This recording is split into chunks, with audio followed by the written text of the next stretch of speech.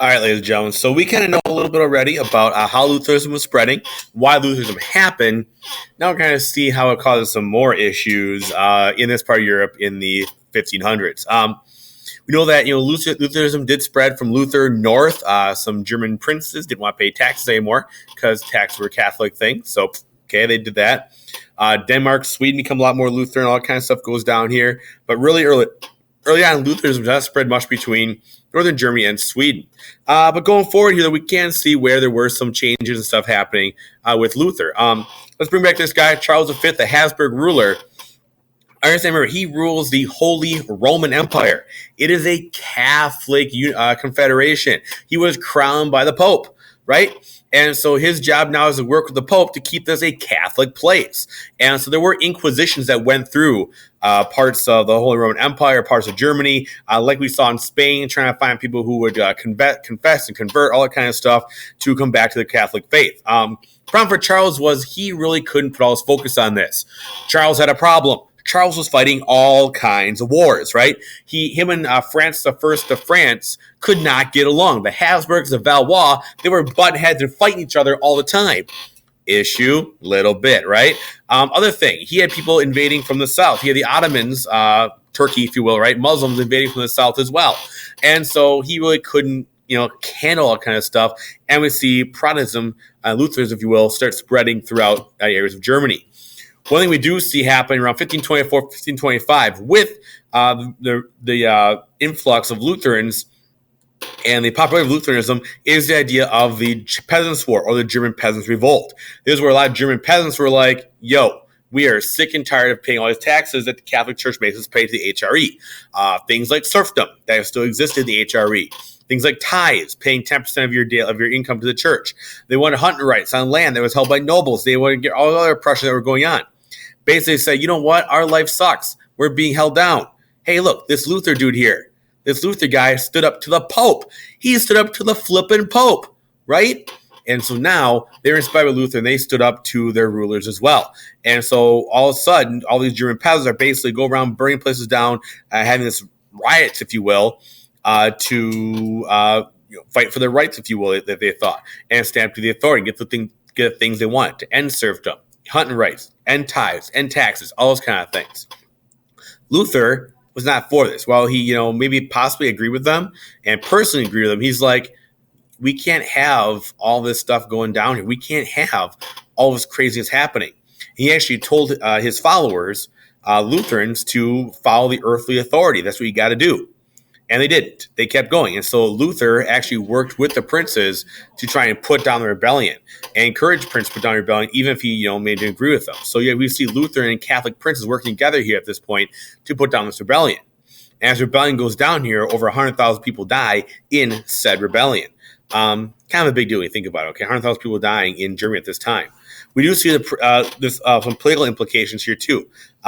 We can see the map here where Lutherans are, where Catholics are, where some mixed areas are, where you see Anglican and Baptist, all that kind of stuff happening here. But a bunch of northern princes of Germany, right over here in this area where I'm circling right now, actually united together as a League of Schmalkalden, and they became their own kind of political league of a group of Lutheran states. Well, Charles V can't have this. So he tried to take it over, invade, if you will.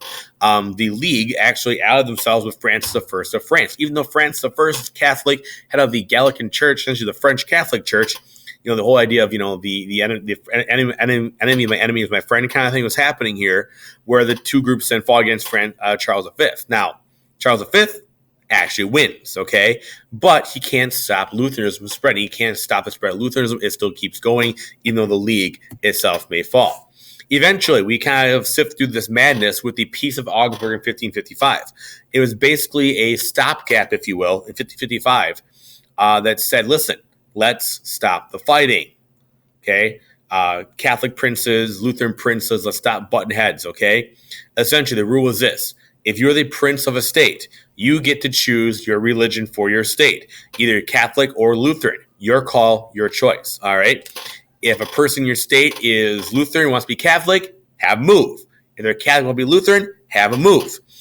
Essentially, we see these German-speaking states, which are really united by their language at this time, divided now. You have your Lutherans, you have your Catholics. You may see the exact same thing in some Wisconsin towns. Now you see why, okay? But you have your Lutherans, you have your Catholics. We don't touch each other. We don't stay by each other, that kind of stuff. And we have a divided Germany. And Germany will be these little divided states up until 1871 when it finally unites as a modern-day Germany. But really, it's part of the reason it does this. Now, I say Peace of Augsburg is a temporary end of the fight because, yes, the fighting does come back later, which we'll cover next week. A couple other groups I want to share here with real quick here. One is it comes out of this Protestant movement. I start seeing the Protestants branch off more and more and more.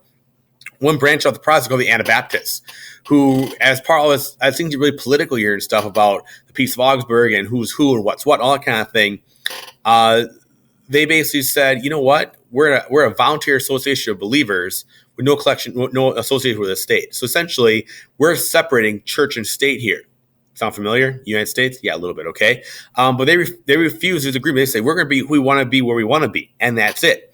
At the same time, they were very, very left-wing. They were very, very out there for the time. There was no Trinity. They didn't believe in Father, Son, and Holy Ghost. They just believed in, one God. That's it, okay? The whole idea of Trinity, believed by the Catholic and Lutherans, not taken here, okay? They had women leaders.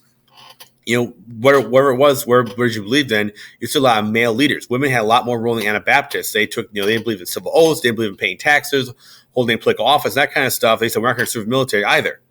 They also, see here, didn't believe in childhood baptism because they thought that little kids can't make the commitment right away.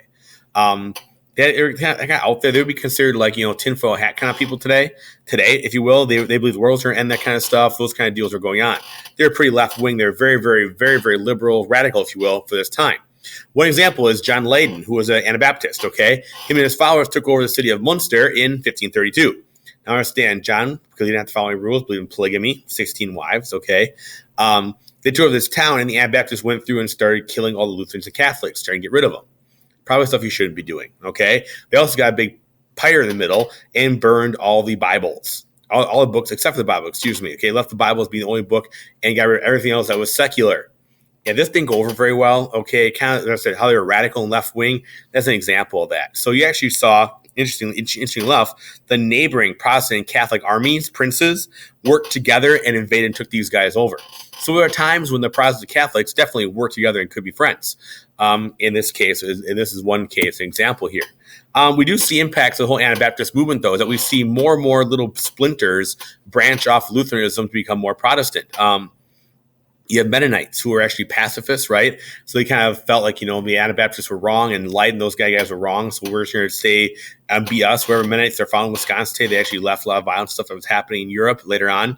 You have Unitarians who took this idea of no Trinity and not found the idea of the kind of the triune God type thing. You have Quakers who have very, very similar roles, female leaders, all that kind of stuff. Those kind of things where they had left over they left England and they went to the US, that kind of stuff. Luther got up and said all these groups are not legit. He never actually recognized these groups as being part of the Protestant church, if you will. They're kind of their own different little groups that came off there. Last thing I want to talk about real quick is Ulrich Zwingli. He was the Swiss reformer. He's kind of the Luther for Switzerland, if you will, okay? He was a humanist, inspired by Erasmus. He actually used Erasmus' Greek Bible. But he had a lot of very similar beliefs to Luther. I think the idea of faith alone, that kind of stuff, judging by the Bible, those kind of deals. The place where Zwingli and his Protestants kind of splinter off, if you will, okay, was the idea of communion, the Eucharist. If the bread you eat during communion is the real body of Christ, the real body of Jesus, or if it's a symbolic body of Jesus, okay? Luther said it's real. Zwingli said it's a symbol. And so you see these little things that make these other Protestant churches kind of switch off everywhere, okay? Eventually you have Mennonites and Methodists and Baptists, all different groups that develop as this Protestant church. We kind of imagine this little vine just branching all these little different groups off. Zwingli did rule a theocracy in Zurich. It was ruled by his church. He actually fought against other towns. We see kind of like a Peace of Augsburg type situation happen in 1531 as you have Protestant towns attacking Catholic towns and back and forth during this whole time. In fact, he was actually left out of the Peace of Augsburg Confession because he left out of the idea of what Lutheran tenets are when that Augsburg Confession came through. I want you to think about this for Wednesday. One discussion we're going to be having this week is that Reformation, is it religious or is it just a religious thing? Are there more things come to it? Is there other political issues going on here? Are there economic issues? Are there social issues? Both in its causes and in its effects. Thank you very much, ladies and gentlemen. I really appreciate you guys watching us today, and thank you much.